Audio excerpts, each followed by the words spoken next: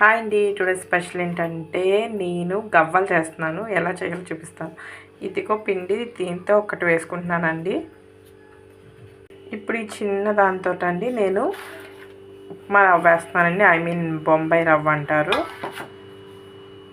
దీంతో 2 వేసానండి ఉప్మా రవ్వ.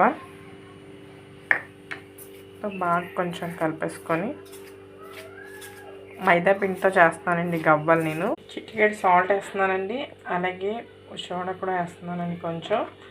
అంటే కొంచెం వాటర్ వేస్తున్నాను ఫస్ట్ కలుపుకోవడం. నెయ్యి కూడా ఒక స్పూన్ వేసానండి. నెయ్యి వేస్తున్నాను.